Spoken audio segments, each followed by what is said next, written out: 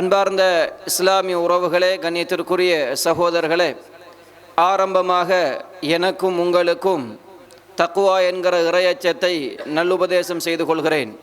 நாம் எந்த இடத்தில் வாழ்ந்த பொழுதிலும், தனிமையிலோ மற்றைய மனிதர்களுக்கு மத்தியிலோ வாழ்கிற நேரத்தில் இறைவனை பயந்து இந்த உலகத்தில் வாழ வேண்டும் என்று கூறியவனாக, அன்பார்ந்த இஸ்லாமிய உறவுகளே, கண்ணியத்திற்குரிய சகோதரர்களே, இன்றைய இந்த ஹுத்துபாவிலே உங்களோடு இந்த உலகத்தில் ஹைருல் வரா, மனிதர்களில் மிகச்சிறந்தவர் என்று வர்ணித்து சொல்லப்படுகின்ற, இந்த உலகத்தில் அல்லாஹ்வை மிகவும் பயந்த, அல்லாஹ்விற்கு மிகவும் கட்டுப்பட்ட ஒரு அடியான் இந்த உலகத்தில் மரணிக்கின்ற நேரத்தில் அவருடைய வாழ்நாளில் நடந்த ஒரு சில செய்திகளை உங்களோடு பகிர்ந்து கொள்ளலாம் என்று ஆசைப்படுகிறேன். அன்பார்ந்த இஸ்லாமிய உறவுகளே, கண்ணியத்திற்குரிய சகோதரர்களே, உலகத்தில் மிகச்சிறந்த மனிதர்களுடைய மரணம் இருக்கிறது, உலகத்தில் மிக கெட்ட மனிதர்களுடைய மரணம் இருக்கிறது. இந்த இரண்டும் ஒரு முஃமினுடைய வாழ்க்கைக்கு மிக பெரும் பாடங்கள். அல்லாஹு தாலா அவனுடைய அல் குர்ஆனில் உலகத்தில் மிக மோசமாக வாழ்ந்த மனிதர்களுடைய மரண பிடிகளை பற்றி அல் குர்ஆனில் பேசுகிறான். அதே போன்று இந்த உலகத்தில் வாழ்ந்த நல்ல மனிதர்கள் பற்றியும் அல்லாஹு தாலா அல் குர்ஆனில் பேசுகிறான். அந்த அடிப்படையில் இந்த உலகத்தில் மிகச்சிறந்த மனிதர் யார் அப்படி என்று கேட்கிற நேரத்தில் அல்லாஹ்வுடைய தூதர் ஸல்லல்லாஹு அலைஹி வஸல்லம் அவர்கள், அந்த தூதர் இந்த உலகை விட்டும் பிரிகிற நேரத்தில் அந்த தூதருடைய வாழ்க்கையில் நடந்த ஒரு சில விடயங்களை உங்களுக்கு பாடமாக, உபதேசமாக இந்த இடத்தில் பகிர்ந்து கொள்ள ஆசைப்படுகிறேன். அன்பார்ந்த இஸ்லாமிய உறவுகளே, கண்ணியத்திற்குரிய சகோதரர்களே, ஏன் அல்லாஹ்வுடைய தூதருடைய வாழ்க்கை நமக்கு மிக முக்கியம் அப்படி என்றால், அவர் நமக்கான வழிகாட்டி. அல்லாஹு தாலா சூரா அல் அஹ்ஸாபிலே பேசுகிற நேரத்தில் யுத்தத்தை பற்றி தான் அல்லாஹு தாலா பேசுகிறான். லகத் கான லகும் ஃபீ ரசூலில்லாஹி உஸ்வத்துன் ஹஸனத்துன் லிமன் கான யர்ஜுல்லாஹ வல் யௌமில் ஆகிர். நிச்சயமாக உங்கள் தூதரிடத்தில் உங்களுக்கு முன்மாதிரி இருக்கிறது அப்படியே அல்லாஹு தாலா அல் குர்ஆனில் பேசுகிறான். யாருக்கு தெரியுமா? லிமன் கான யர்ஜுல்லாஹ வல் யௌமில் ஆகிர். யார் அல்லாஹ்வையும் மறுமை நாளையும் ஆதரவு வைத்து இந்த உலகத்தில் வாழ்கிறார்களோ அப்படிப்பட்டவர்களுக்கு இந்த நபியுடைய வாழ்க்கையில் முன்மாதிரி இருக்கிறது அப்படின்னு அல்லாஹு தஆலா அல் குர்ஆனில் பேசுவதை பார்க்கலாம். பொதுவாக இஸ்லாமிய வரலாற்றில் அல்லாஹ்வுடைய தூதருடைய சீரா என்பது நமக்கு மிக முக்கியமான ஒன்று. அவர் நம் தூதர், நம் உயிரை விட மேலாக போற்றப்படக்கூடியவர் என்கிற அடிப்படையில் அவருடைய வாழ்க்கையை ஒரு முஸ்லிமாக முழுமையாக மிக தெளிவாக அறிந்து வைத்திருப்பது எனக்கும் உங்களுக்கு மிக பெரும் கடமை அப்படி என்கிற செய்தியை புரிந்து கொள்ளுங்கள். ஏன் சொல்லுகிறேன் அப்படி என்றால், ஒரு காலத்தில் அல்லாஹ்வுடைய தூதரை பற்றி ஒரு சாதாரண அறிவு நம்மிடத்தில் பொதுவாக இருந்தது. நம்மை எடுத்து பார்க்கிற நேரத்தில் ஒரு பொதுவான ஒரு சில அறிவுகள் அல்லாஹ்வுடைய தூதரை பற்றி நமக்கு இருந்தது. இப்பொழுது வளர்ந்து வருகிற சமூகத்தை நீங்கள் பார்க்கிற நேரத்தில் அல்லாஹ்வுடைய தூதரை பற்றிய அடிப்படை அறிவில்லாத சமூகங்கள் வளர்ந்து வருவதை சமூகத்தில் பார்க்கலாம். அன்பார்ந்த இஸ்லாமிய உறவுகளே, கண்ணியத்திற்குரிய சகோதரர்களே, தூதருடைய மனைவிமார், அவருடைய பிள்ளைகள், அவருடைய தாய் தந்தையுடைய பெயர், இதுவெல்லாம் பொதுவாக நாம் அறிந்து வைத்திருக்கிறோம். அந்த அறிவு கூட இல்லாத ஒரு சமூகம் வளர்ந்து வருகிற நிலையை நாம் என்ன செய்கிறோம் பார்க்கிறோம். அதனால் தான் ஒரு செய்தி சொல்லுகிறேன் உங்களுக்கு. ஒரு அறிஞர் சவுதி அரேபியாவில் அவர் ஒரு பல்கலைக்கழகத்திற்குள் நுழைகிறார். நமது நாடுகளில் இருக்கிற பல்கலைக்கழகத்தை போன்று அவருடைய நாட்டில் இருக்கிற பல்கலைக்கழகத்திற்குள் நுழைகிறார். அல்லாஹ்வுடைய தூதருடைய பூமி. அப்படி நுழைந்த நேரத்தில் அவர் அந்த மாணவர்களை பார்த்து அல்லாஹ்வுடைய தூதருடைய பிள்ளைகளுடைய பெயரை என்ன செய்கிறார், உங்களில் யாராவது சொல்லுங்கள் அப்படி என்று கேட்கிறார். அப்ப அந்த ஒட்டுமொத்த மாணவர்களும் மயான அமைதியாக இருக்கிறார்கள். அல்லாஹ்வுடைய தூதருடைய பிள்ளைகளுடைய பெயரை சொல்ல வேண்டும் என்கிற அடிப்படையில் அப்போ ஒவ்வொருவராக கொஞ்சம் கொஞ்சம் சொல்ல ஆரம்பிக்கிறார்கள். முதலொருவர் எழும்பி அல்லாஹ்வுடைய தூதருடைய பிள்ளைகள் பெயர்களில் ஃபாத்திமா ரலியல்லாஹு அன்ஹா அவர்களை சொல்கிறார்கள். நமக்கும் அப்படித்தான் தெரியும். முதலாவது ஃபாத்திமா ரலியல்லாஹு அன்ஹா அவர்கள் வருவார்கள். அதற்கு பின்னால் யார் என்று கேட்டால் கொஞ்சம் என்ன செய்வோம், யோசிப்போம். அதற்கு பின்னால் யார் என்று கேட்டால் கொஞ்சம் இன்னும் யோசிப்போம். அப்படி முழுமையாக நமக்கு அந்த அறிவு இல்லாமல் இருக்கிறது. அப்போ ஒரு மாணவன் ஃபாத்திமா அப்படி என்று சொல்ல, இன்னொரு மாணவன் சற்று நேரத்திற்கு பின்னால் உம்மு குல்சூம் ரலியல்லாஹு அன்ஹா அப்படி என்று சொல்லுகிறான்.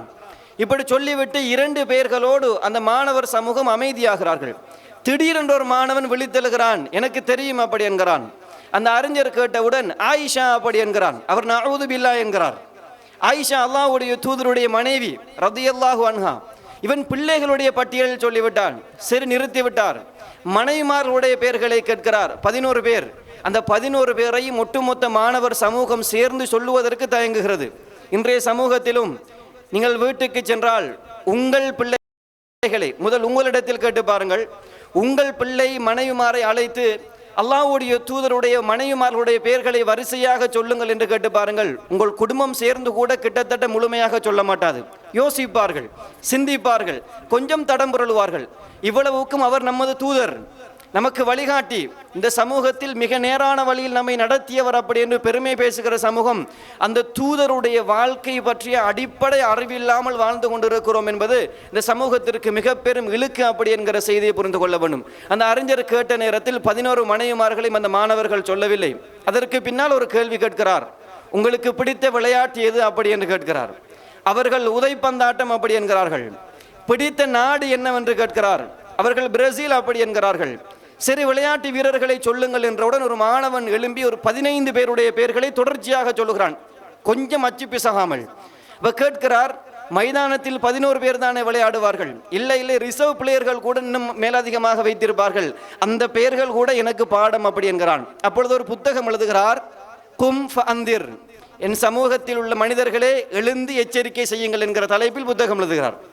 எழுந்து இந்த சமூகத்திற்கு எச்சரிக்கை செய்யுங்கள், இந்த சமூகம் மிகப்பெரிய ஒரு அதல பாதாளத்தை நோக்கி செல்லுகிறது அப்படி என்கிற செய்தி அடிப்படையில் அந்த அறிஞர் அவருடைய வாழ்க்கையில் நடந்த ஒரு அனுபவ பகிர்வை என்ன செய்யலாம், சொல்லுவதை பார்க்கலாம். அதே போன்று அல்லாஹ்வுடைய தூதருடைய வாழ்க்கை வரலாறு நமக்கு ஏன் முக்கியம் அப்படி என்று கேட்டால், இன்றைய சமூகத்தில் நாம் ஒரு தூரமான இடத்தில் வாழ்கிறோம். ஆனால் நம் அறியாத ஒரு பகுதியில் மேற்கத்தைய நாடுகளில், நம் நாடுகளில் கூட சிலர் என்ன செய்கிறார்கள், இருக்கிறார்கள். நீங்கள் பார்க்கலாம், அல்லாஹ்வுடைய தூதருடைய வாழ்க்கையில் சந்தேகத்தை ஏற்படுத்துகிற கேவலமான அசிங்கங்களை பூசுகிற நடவடிக்கைகளில் முஸ்லீம் அல்லாத சகோதரர்கள் இன்றும் என்ன செய்கிறார்கள், முயற்சி செய்து கொண்டிருக்கிறார்கள். சிலர் தங்களை எப்படி அடையாளப்படுத்திக் கொள்கிறார்கள் அப்படின்னால் முகநூல்களில் எக்ஸ் முஸ்லீம் என்று அடையாளப்படுத்திக் கொள்கிறார்கள். நாங்கள் முன்னைய நாள் முஸ்லீம்கள், இப்பொழுது இஸ்லாத்தில் கிடையாது என்று இஸ்லாத்தை கேவலப்படுத்துகிற, தூதருடைய வாழ்க்கையில் நடந்த சம்பவங்களை எல்லாம் மிக இழிவாக பேசுகிற ஒரு சமூகம் இன்று சமூக வலைதளங்களில் பிரச்சாரம் செய்து கொண்டிருக்கிறது என்றால், நம்மீது கடமை என்னவென்றால் அந்த தூதரை பற்றி மிக தெளிவாக கற்றுக்கொள்வது. ஆயிஷா ரலியல்லாஹு அன்ஹா அவர்களை திருமணம் முடித்ததை மிக இழிவாக பேசுகிற சமூகம் இன்றும் என்ன செய்கிறது இருக்கிறது. அல்லாஹ்வுடைய தூதர் சிறு வயது பெண்ணை திருமணம் முடித்தார்கள் அப்படி என்று. அல்லாஹ்வுடைய தூதர் ஹதீஜா ரலியல்லாஹு அன்ஹா அவர்களோடு குழந்தைகள் பெற்றார்கள், மற்ற மனைவிமார்களோடு குழந்தைகள் கிடையாது. அல்லாஹ்வுடைய தூதருடைய வாழ்க்கையை மிக கேவலமாக சித்தரிக்கக்கூடியவர்கள் இருக்கிறார்கள். அல்லாஹ்வுடைய தூதர் மணந்து கொண்ட 11 மனைவிமார்களை அல்லாஹ்வுடைய தூதர், அல்லாஹ் நம்மளை பாதுகாக்க வேண்டும், தன் இச்சையை நிறைவேற்றிக் கொள்வதற்காக வேண்டித்தான் திருமணம் முடித்தார்கள் அப்படி என்று பேசுகிற நிறைய செய்திகளை நாம் என்ன செய்கிறோம், பார்க்கிறோம். இதற்கெல்லாம் பதிலும் நாம் தெரிந்து வைத்திருக்க வேண்டும். அதற்கு முதல் அல்லாஹ்வுடைய தூதருடைய வாழ்க்கை வரலாறு நமக்கு தெரிந்திருக்க வேண்டும். நீங்கள் சமூக வலைதளங்களில், யூடியூபுகளில் இஸ்லாத்திற்கு எதிராக செய்கிற பிரச்சாரங்கள் என்று நீங்கள் பார்த்தால், ஆங்கில மொழியில், அரபு மொழிகளில் நம்மையெல்லாம் குழப்பி போடுகிற சிந்தனைகள் அல்லாஹ்வுடைய தூதருடைய வரலாற்றில் கிளர்ந்து என்ன செய்கின்றன, எழுப்பப்படுகின்றன. நம்மே கொஞ்ச நேரம் அசந்து போய் நிற்கிற அளவுக்கு இஸ்லாத்திற்கு எதிரான விஷமங்கள், அல்லாஹ்வுடைய தூதருடைய வாழ்க்கையை வரலாற்றை அசிங்கப்படுத்துகிற செய்திகள் நம் சமூகத்தில் அரங்கேறுகிற நேரத்தில் நம் மீது கடமையான மிக முக்கியமான சில செய்திகள் இருக்கிறது. நீங்கள் இன்னும் கவலைக்குரிய விஷயம், முஸ்லிம்கள் கூட சில நேரம் என்ன செய்கிறார்கள், அல்லாஹ்வுடைய தூதருடைய வாழ்க்கையை பற்றி கேள்வி எழுப்புகிற, மிக மோசமாக கதைக்கிற நிலைமை நம் சமூகத்திலே ஊடுருவி இருக்கிறது என்றால், அந்த தூதரை பற்றி அறிந்திருப்பதும், அந்த தூதருடைய வாழ்க்கை இது சரியாக புரிதல் என்கிற அடிப்படையில் இருப்பதும் நமக்கு மிக முக்கியமான ஒரு செய்தி. ஒரு உதாரணம் சொல்லுகிறேன். அல்லாஹ்வுடைய தூதருடைய வாழ்க்கையில் ஏற்படுத்துகிற சந்தேகங்கள் நீங்கள் குழம்பிக் கொள்ளக்கூடாது. இப்படி ஒரு உதாரணம் இருக்கிறது என்று புரிந்து கொள்ளுங்கள். அல்லாஹ்வுடைய தூதர் ஸல்லல்லாஹு அலைஹி வஸல்லம் மரணிக்கிற நேரத்தில் ஒரு செய்தி சொன்னார்கள். ஹைபருடைய போர்க்களத்தில் வைத்து அல்லாஹ்வுடைய தூதருக்கு ஒரு யஹூதி பெண் விஷம் கொடுக்கிறாள். விஷம் பூசப்பட்ட இறைச்சி அவள் சமைத்து கொடுக்கிற அல்லாஹ்வுடைய தூதர் உண்பதற்கு. அல்லாஹ்வுடைய தூதர் உண்ணுகிறார்கள், வஹி மூலம் அறிவிக்கப்படுகிறது. அல்லாஹ்வுடைய தூதர் அதை துப்பி விடுகிறார்கள். இப்படி இருக்கிற நேரத்தில் அல்லாஹ்வுடைய தூதர் சொன்னார்கள், ஹைபர் நடந்தது ஹிஜ்ரி 8ஆம் ஆண்டு காலப்பகுதியில், அல்லாஹ்வுடைய தூதர் மரணித்தது ஹிஜ்ரி 11ஆம் ஆண்டு காலப்பகுதியில், 3 வருடங்களுக்கு பின்னால். அல்லாஹ்வுடைய தூதர் மரணிக்கிற நேரம் சொல்லுகிறார்கள், ஹைபரிலே எனக்கு கொடுக்கப்பட்ட அந்த விஷத்துடைய தாக்கம் என் இந்த பகுதியில் மணிக்கட்டு பகுதியில் இதயத்துக்கு செல்கிற நரம்பு துண்டிப்பது போன்று எனக்கு ஒரு உணர்வு வருகிறது அப்படி என்கிறார்கள். என் இதயத்திற்கு செல்லுகிற அந்த நரம்பு துண்டிப்பது போன்ற, அது அறுபட்டு போவது போன்ற ஒரு சிந்தனை, ஒரு உணர்வு எனக்கு வருகிறது. அந்த விஷத்துடைய தாக்கம் அப்படி என்று அல்லாஹ்வுடைய தூதர் ஸல்லல்லாஹு அலைஹி வஸல்லம் அவர்கள் சொல்கிறார்கள். இது ஹதீஸ். அல்லாஹு தஆலா அல் குர்ஆனில் சொல்கிறான், வலவ் தகவ்வல அலைனா பஅதல் அகாவில், யார் எங்கள் மீது இட்டு கட்டுகிறாரோ லஅഖத்னா மின்ஹு பில் யமீன் சும்ம லகதஅனா மின்ஹுல் வதீன், அவருடைய வலக்கரத்தை நாங்கள் பிடித்து அவருடைய இதயத்துக்கு செல்கிற நரம்பை நாங்கள் துண்டித்து விடுவோம் என்கிற அல் குர்ஆனிய வசனம் வருகிறது. ஒரு யகூதி பெண்மணி பேசுகிறாள் சமூக வலைதளத்தில், அல்லாஹ்வுடைய தூதர் மரணிக்கிற நேரத்தில் சொன்னார்கள், தன் இதயத்திற்கு செல்லுகிற நரம்பு அறுபடுவது போன்ற உணர்வு எனக்கு வருகிறது என்று. அல்லாஹு தஆலா அல் குர்ஆனில் சொல்லுகிறான், என் மீது பொய் சொல்லுகிறவரின் அந்த இதயத்திற்கு செல்லுகிற நரம்பை நான் அறுத்து விடுவேன் என்று. எனவே அல்லாஹ்வுடைய தூதராக நீங்கள் சொல்லுகிற முஹம்மது அல்லாஹ்வின் மீது இட்டுக்கட்டி இந்த உலகத்தில் பொய் சொல்லி இருக்கிறார். அதனால் அல்லாஹு தஆலா அந்த தண்டனையை கொடுத்திருக்கிறார். நஊது பில்லாஹ் பேசுகிற சமூகம் நாம் நம்புகிற ஹதீஸையும் நாம் நம்புகிற அல் குர்ஆனையும் வைத்து நம் மார்க்கத்தை பொய்ப்பிக்கிற, அல்லாஹ்வுடைய தூதருடைய வாழ்க்கையின் வரலாற்றை பொய்ப்பிக்கிற சமூகம் உருவாகி இருக்கிறது. நாம் இதை பற்றி ஒன்று தெரியாமல் இருக்கிறோம், அடுத்தது தெரிந்தும் இதை கணக்கெடுக்காமல் இருக்கிறோம் என்கிற செய்தி தான் நம்மிடத்தில் இருக்கக்கூடிய மிக பெரும் பலவீனம். எனவே அல்லாஹ்வுடைய தூதருடைய வாழ்க்கை வரலாறு முழுமையாக நம் சமூகம் படிக்க வேண்டும், அதை தெளிவாக படிக்க வேண்டும். அதில் என்னென்ன விடயங்கள் நடந்திருக்கிறது, என்ன காரணங்கள் அப்படி என்கிற செய்திகளை படிக்க வேண்டியது ஒரு முஸ்லிமின் மீது மிக பிரதானமான கடமை அப்படி என்கிற செய்தியை புரிந்து கொள்ளலாம். இப்பொழுது ஒரு சிந்தனை உங்கள் உள்ளத்தில் ஓடிக்கொண்டிருக்கலாம், அல்லாஹு தஆலா சொன்ன அந்த அல் குர்ஆனிய வசனத்துக்கும் இந்த ஹதீஸுக்கும் என்ன அப்படி ஒத்து போய் பேசுகிறாரே அப்படி என்றால் அதற்கும் இதற்கும் சம்பந்தம் கிடையாது, அதற்கும் இதற்கும் சம்பந்தம் கிடையாது. அல் குர்ஆனை பொய்ப்பிப்பதற்காக வேண்டித்தான் அந்த பெண் என்ன செய்கிறாள், சமூகத்திலே பேசுகிறாள். மார்க்கம் இஸ்லாம் என்கிற ஒன்று இல்லை என்பதை இந்த உலகத்தில் அவள் நிறுவுவதற்காக வேண்டித்தான் ஆதாரம் எடுக்கிறாள். அவள் எடுக்கிற ஆதாரம் அல் குர்ஆனிலும் சுன்னாவிலும் இருந்து. அல் குர்ஆனை மறுத்த ஒருவள் அல் குர்ஆனில் இந்த ஆதாரம் எடுப்பது முதலாவது ஏற்றுக்கொள்ளப்பட முடியாத ஒன்று. இன்னொன்று, அல்லாஹ்வுடைய தூதர் ஸல்லல்லாஹு அலைஹி வஸல்லம் அதன் தாக்கம் எனக்கு வருகிறது என்று தான் சொன்னார்கள். அந்த விஷம் அல்லாஹு தஆலா அந்த நாளில் என்னை பாதுகாத்தான், நான் மரணிக்கிற நேரத்தில் அதன் தாக்கம் எனக்கு விளங்குகிறது அப்படி என்றார்கள். முழுமையான காரணம் அதுவென்று அல்லாஹ்வுடைய தூதர் சொல்லவில்லை. இன்னும் நிறைய காரணங்கள் இமாம் இப்னு தைமியா ரஹிமஹுல்லாஹ் போன்றவர்களாம் மிக தெளிவாக பதில் கொடுத்திருக்கிறார்கள். அன்றைய காலத்தில் இதற்கெல்லாம் பதில் கொடுக்கப்பட்டு விட்டது. ஆனால் புதிதாக இன்றைய சமூகத்தில் அது மீண்டும் கிளர்ந்தெழுகிறது என்கிற செய்தியை புரிந்து கொள்ள வேண்டும். இது ஒரு ஆழமான ஒரு பாடமாக.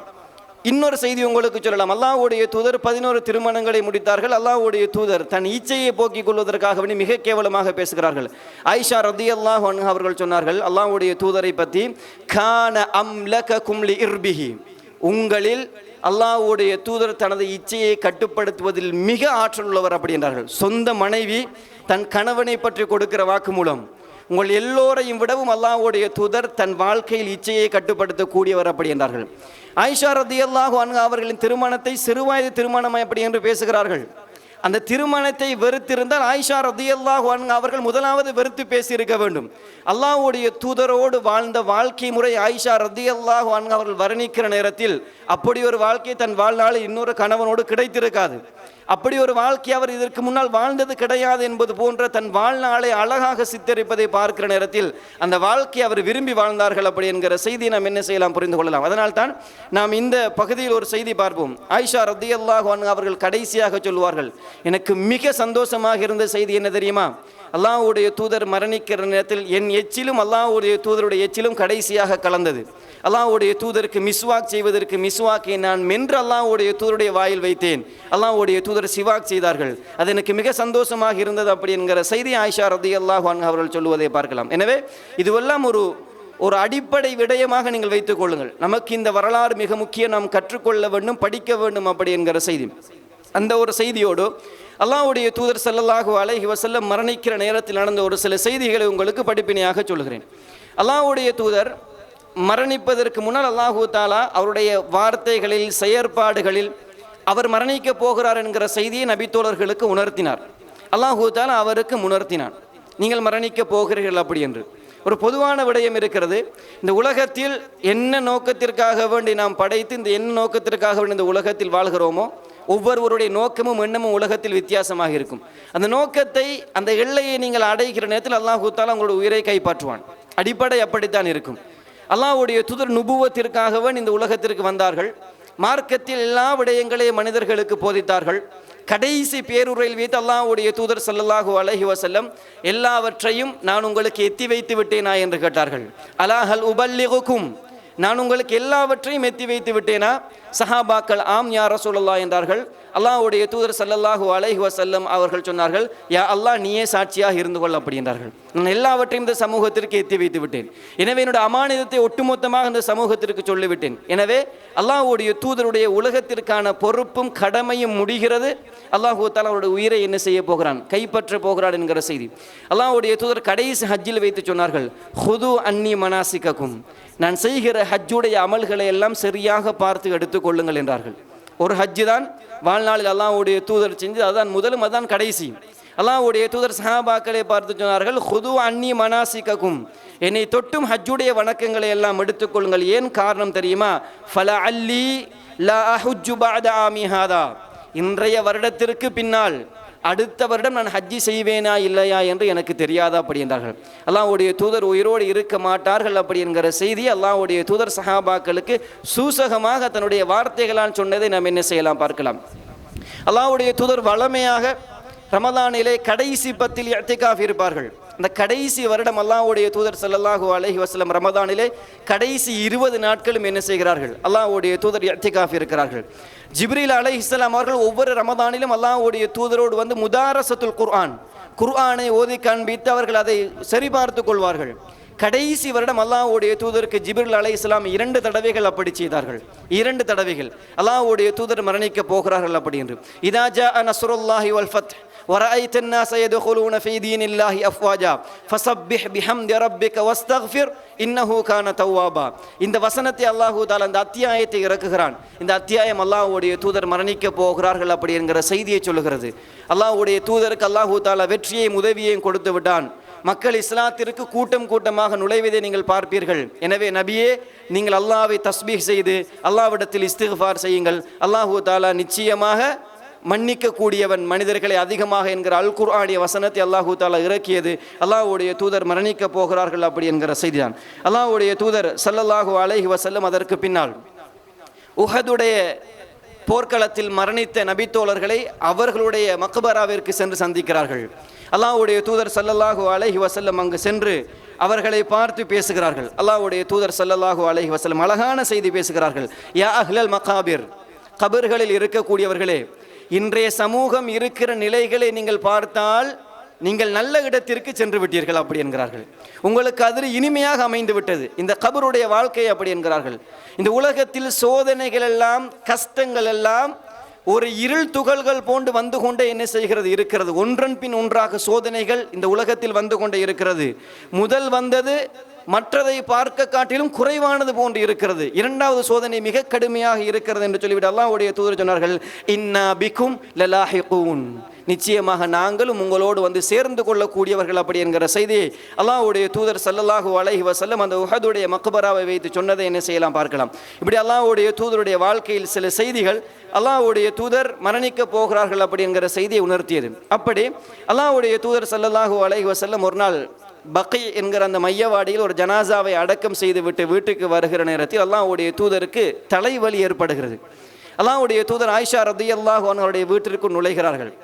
ஆயிஷா ரலியல்லாஹு அன்ஹா அவர்கள் அல்லாஹ்வுடைய தூதரை பார்த்து சொல்கிறார்கள், வாரசா, எனக்கு தலை வலிக்கிறது அப்படி என்கிறார்கள். அல்லாஹ்வுடைய தூதரும் திரும்பி சொல்லுகிறார்கள், ஆயிஷாவை வாரசா, எனக்கு தான் தலை வலிக்கிறது அப்படி என்கிறார்கள். அப்போ சொல்லிவிட்டு அல்லாஹ்வுடைய தூதர் ஸல்லல்லாஹு அலைஹி வஸல்லம் அவர்கள் சொன்னார்கள், ஆயிஷாவே, லவ் மித்தி கபிலி, எனக்கு முன்னால் நீ மரணித்தால், அல்லாஹ்வுடைய தூதர் சொல்லுகிறார்கள், எனக்கு முன்னால் ஆயிஷாவே நீ மரணித்தால், ஃபகஸ்ஸல் துக்கி, நான் உன்னை குளிப்பாட்டுவேன், வக்கஃபன் துக்கி, நான் உனக்கு என்ன செய்வேன், கஃபன் அணிவிப்பேன், வசல்லை து அலைக்கி, உனக்கு நான் ஜனாசா தொழுகை நடத்துவேன், சும்ம டஃபன் துக்கி, பின் நான் உன்னை அடக்கம் செய்வேன் அப்படி என்கிறார்கள். அல்லாஹ்வுடைய தூதர் மனைவியை பார்த்து சொல்லுகிறார்கள், ஒரு கணவனுக்கு மனைவியை குளிப்பாட்டுவதற்கு முடியும் என்பதற்கான ஆதாரம், ஒரு கணவனுக்கு மனைவியை குளிப்பாட்டலாம் கஃனிடலாம் என்பதற்கான ஆதாரம் இது. அல்லாஹ்வுடைய தூதர் ஸல்லல்லாஹு அலைஹி வஸல்லம் அவர்கள் சொன்னவுடன் ஆயிஷா ரலியல்லாஹு அன்ஹா அவர்கள் கேட்கிறார்கள், அல்லாஹ்வுடைய தூதரை பார்த்து, என்னை மரணிக்க வைத்து அடக்கம் செய்துவிட்டு மற்ற மனைவிமார்களோடு சந்தோஷமாக வாழலாம் என்று நினைக்கிறீர்களா அப்படி என்று கொஞ்சம் பரிகாசமாக பேசுகிறார்கள். ஃபதபஸ்ஸம ரசூலுல்லாஹி ஸல்லல்லாஹு அலைஹி வஸல்லம், அல்லாஹ்வுடைய தூதர் சிரிக்கிறார்கள். அது ஒரு நகைச்சுவைக்காக வேண்டி பேசுகிறார்கள். அல்லாஹ்வுடைய தூதர் ஸல்லல்லாஹு அலைஹி வஸல்லம் அவர்கள் சிரிக்கிறார்கள்.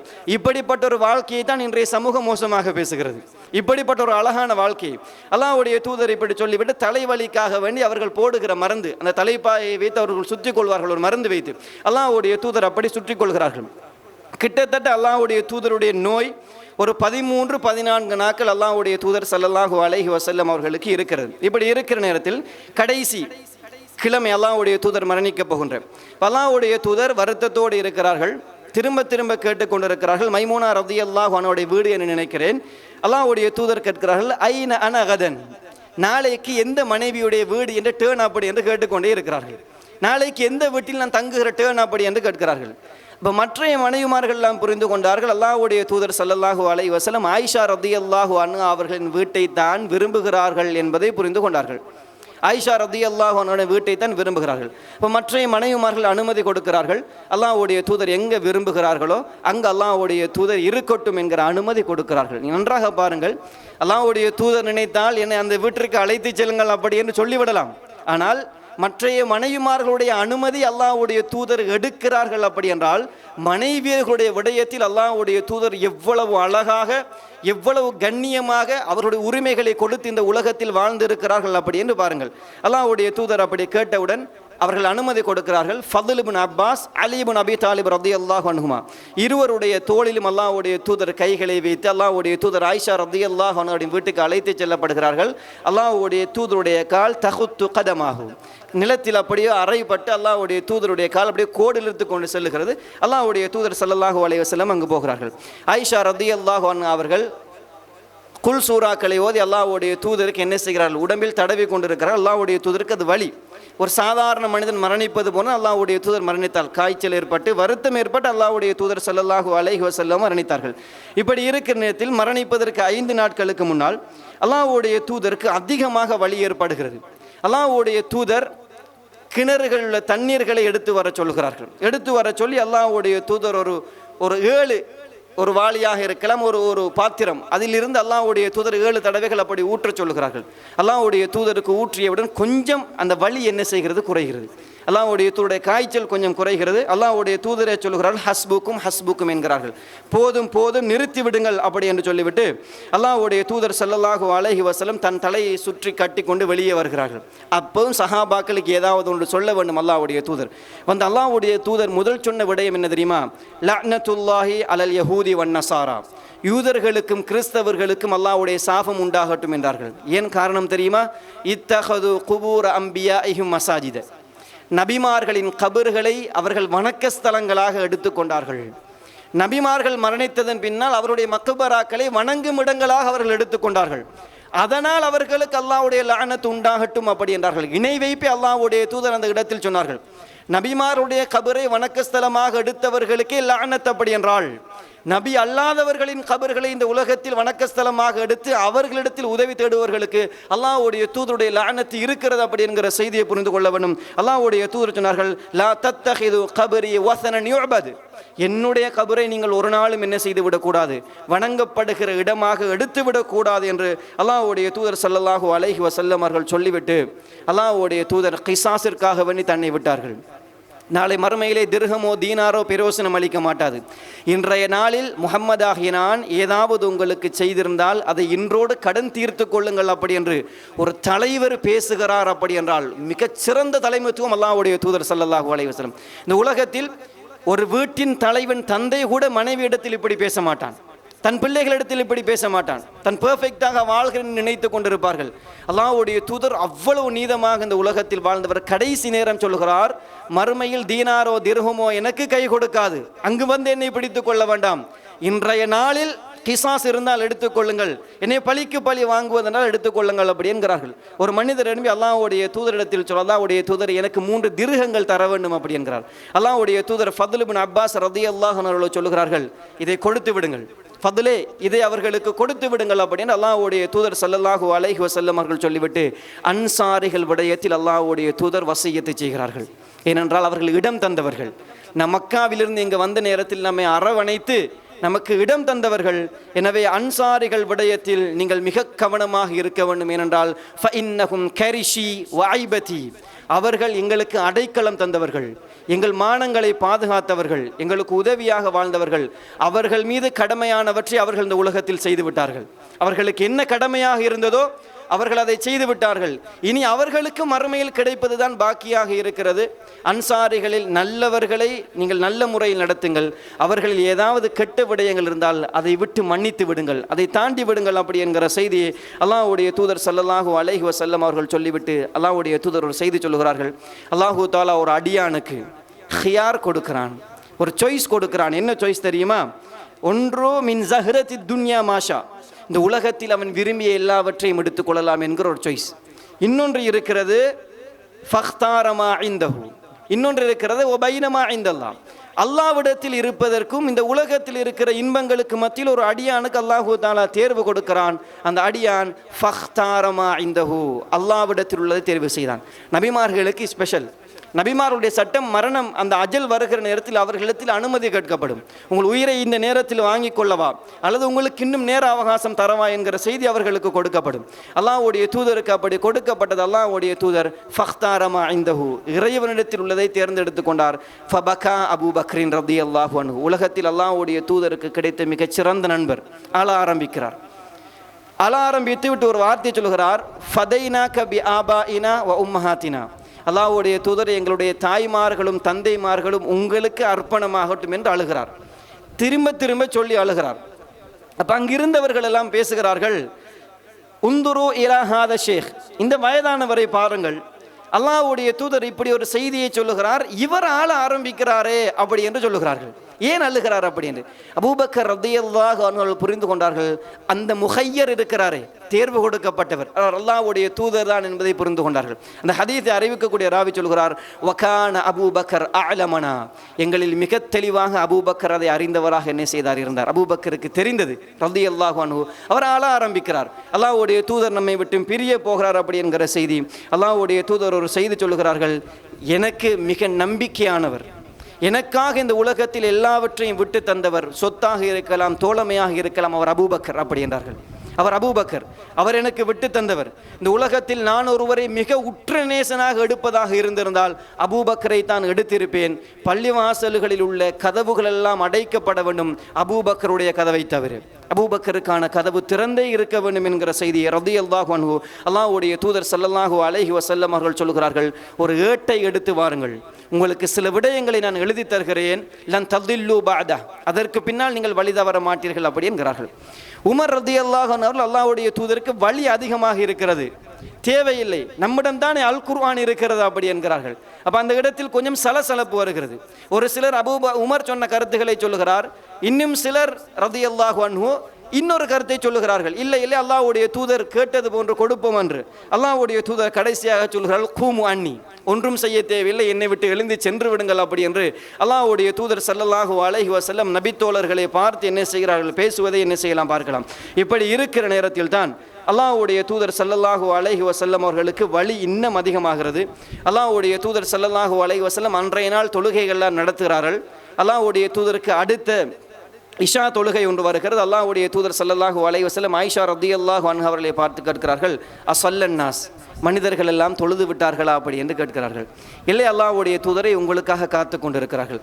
அல்லாஹ்வுடைய தூதர் தண்ணீரை எல்லாம் ஊற்றிக்கொண்டு அல்லாஹ்வுடைய தூதர் தொழுகைக்கு எழும்புகிறார்கள், மீண்டும் மயக்கமுற்று விழுகிறார்கள், மயக்கம் தெளிந்து எழும்புகிறார்கள். அஸல்லன்னாஸ், ஆயிஷாவை மனிதர்கள் தொழுது விட்டார்களா அப்படி என்று கேட்கிறார்கள். அல்லாஹ்வுடைய தூதரை இல்லை, உங்களுக்காக காத்து கொண்டிருக்கிறார்கள். அல்லாஹ்வுடைய தூதர் மயங்கி விழுந்து மீண்டும் எழும்பி தொழுகையை ஞாபகப்படுத்தினார்கள். மிக முக்கியமான ஒரு செய்தி வாழ்க்கையில். தொழுது விட்டார்களா என்று கேட்டார்கள். அல்லாஹ்வுடைய தூதருக்கு இயலாது, முர்ஹு அபூபக்கர் ஃபல்யுஸல்லி பின்னாஸ், அல்லாஹ்வுடைய தூதர் சொன்னார்கள், அபூபக்கருக்கு சொல்லுங்கள் தொழுகையை நடத்தட்டும் அப்படி என்றார்கள். அபூபக்கர் இமாமத் செய்யட்டும். அல்லாஹ்வுடைய தூதர் இமாமத்திலிருந்து ஒதுங்குகிறார்கள், அபூபக்கரை இமாமத்துக்கு ஒதுக்குகிறார்கள். அடுத்த ஹலீஃபா என்பதை அல்லாஹ்வுடைய தூதர் கிட்டத்தட்ட சூசகமாக சொன்ன சில செய்திகள் தான் இது. சஹாபாக்களும் புரிந்து கொண்டார்கள். எனவே ஆயிஷா ரலியல்லாஹு அன்ஹா அவர்களுக்கு ஒரு பயம் இருந்தது. அல்லாஹ்வுடைய தூதர் நின்ற அந்த இடத்தில் அபூபக்கர் நிற்பார் தொழுகைக்காக ரலியல்லாஹு அன்ஹு. அதற்கு பின்னால் அல்லாஹ்வுடைய தூதர் மரணித்து விட்டால் எல்லோரும் பேச தொடங்கி விடுவார்கள். அந்த இடத்தில் அபூபக்கர் நின்றதால் தான் அல்லாஹ்வுடைய தூதர் மரணித்து விட்டார்கள் என்கிற ஒரு கெட்ட விடயத்தை பேச ஆரம்பித்து விடுவார்கள். அப்போ ஆயிஷா ரலியல்லாஹு அன்ஹா அவர்களுக்கு கொஞ்சம் இதை தள்ளிவிட வேண்டும், வேற யாராவது இமாமத்திற்கு வைக்க வேண்டும் என்கிற எண்ணம் அல்லாஹ்வுடைய தூதரிடத்தில் சொல்கிறார்கள். அல்லாஹ்வுடைய தூதரே, எனது தந்தை மனம் மென்மையானவர், தொழுகைக்கு நின்றால் அல் குர்ஆனை ஓதினால் அழுகை மிகைத்து விடும், தொழுவிக்க மாட்டார் அப்படி என்கிறார்கள். அல்லாஹ்வுடைய தூதர் சொல்கிறார்கள், முர்ஹு அபா பக்கர் ஃபல்யுஸல்லி பின்னாஸ், அபூபக்கருக்கு சொல்லுங்கள் தொழுகை நடத்தட்டும் என்கிறார்கள். அப்போ ஆயிஷா ரலியல்லாஹு அன்ஹா அவர்கள் ஹப்ஸா ரலியல்லாஹு அன்ஹா அவர்களுக்கும் சொல்கிறார்கள், கொஞ்சம் பேசுங்கள் அல்லாஹ்வுடைய தூதரிடத்தில். அல்லாஹ்வுடைய தூதர் சொல்கிறார்கள், முர்ஹு அபா பக்கர் ஃபல்யுஸல்லி பின்னாஸ், அபூபக்கருக்கு சொல்லுங்கள் தொழுகை நடத்தட்டும் என்று சொல்லிவிட்டு சொன்னார்கள். இன்ன குன்ன ல சவாஹிபு யூசுப், நீங்கள் எல்லாம் யூசுப் அலைஹிஸ்ஸலாம் காலத்தில் வாழ்ந்த பெண்களை போன்று, ஏனென்றால் உள்ளொன்றை வைத்துக்கொண்டு வெளியில் ஒன்று பேசுகிறீர்கள். அல்லாஹ்வுடைய தூதர் புரிந்து கொண்டார்கள், அதனால் சொன்னார்கள். அப்படி சொல்லி அபூபக்கர் ரலியல்லாஹு அன்ஹு அவர்கள் தொழுகை நடத்திய செய்தியை நாம் என்ன செய்யலாம் பார்க்கலாம். இமாமத்துக்கு அபூபக்கர் ரலியல்லாஹு அன்ஹு அவர்கள் பொறுப்பாகிறார்கள். அல்லாஹ்வுடைய தூதர் மரணிப்பதற்கு ஒரு நாள் அல்லது 2 நாட்களுக்கு முன்னால் அபூபக்கர் ரலியல்லாஹு அன்ஹு அவர்கள் தொழுகை நடத்துகிறார்கள். அல்லாஹ்வுடைய தூதருக்கு கொஞ்சம் எழும்புவதற்கு ஏலுமாகிறது. அல்லாஹ்வுடைய தூதர் வருகிறார்கள். வந்தவுடன் அபூபக்கர் ரலியல்லாஹு அன்ஹு அவர்கள் இமாமத்திலிருந்து பின்னுக்காகிறார்கள். அல்லாஹ்வுடைய தூதர் இமாமத்துக்கு வரட்டும் என்று. அல்லாஹ்வுடைய தூதர் தலையால் சைக்கினை செய்கிறார்கள், தேவையில்லை நீங்களே நின்று கொள்ளுங்கள் அப்படி என்று. இல்லை, அல்லாஹ்வுடைய தூதர் அந்த இடத்திற்கு கொண்டு வரப்பட்டு அல்லாஹ்வுடைய தூதர் தொழுகை நடத்துகிறார்கள். அல்லாஹ்வுடைய தூதரை துயர்ந்து அபூபக்கர் ரலியல்லாஹு அன்ஹு அவர்கள் தொழுகை நடத்தினார்கள் அப்படி என்கிற செய்தியை நாங்கள் பார்க்கலாம். கடைசி அல்லாஹ்வுடைய தூதருடைய கடைசி நாள். இந்த உலகத்தை அல்லாஹ்வுடைய தூதர் அவ்வளவு காலமும் அந்த நபித்தோழர்களோடு இருந்து கஷ்டப்பட்டு இஸ்லாத்தை வளர்த்து கொண்டு வந்த ஒரு தொங்கலுக்கு வைத்து விட்டு அல்லாஹ்வுடைய தூதர் இந்த உலகத்தை விட்டு பிரிய போகின்ற கடைசி நாள் அல்லாஹ்வுடைய தூதர் என்ற நாள் காலையிலிருந்து அல்லாஹ்வுடைய தூதருடைய வாழ்க்கையை ஆரம்பிக்கிற செய்தி இன்ஷா அல்லாஹ் அடுத்த குத்துபாவில் ஒரு சிறிய செய்தியோடு முடித்துக்கொள்வோம். வாஹிரு தஅவானா அல்ஹம்துலில்லாஹ். அல்லாஹ்வுடைய தூதருடைய வாழ்க்கையில் கடைசி நாள் ஒரு திங்கட்கிழமை.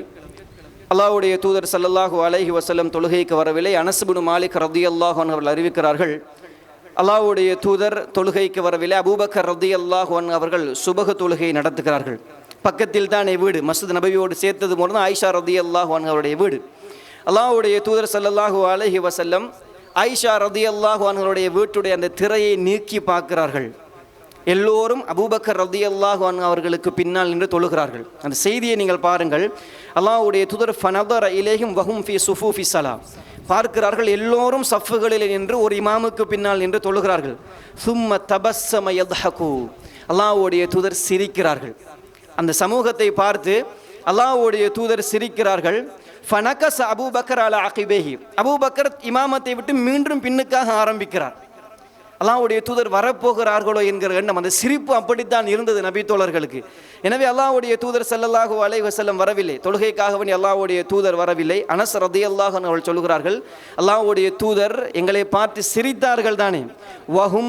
வஹும் அல் முஸ்லிம் வஹம் முஸ்லீம்கள் அந்த இடத்தில் தொழுது கொண்டு இருந்தவர்கள் ஐயஃப்ததினு ஃபீ ஸலாத்திஹிம், தொழுகையில் நிலை குலைந்து போனார்கள்.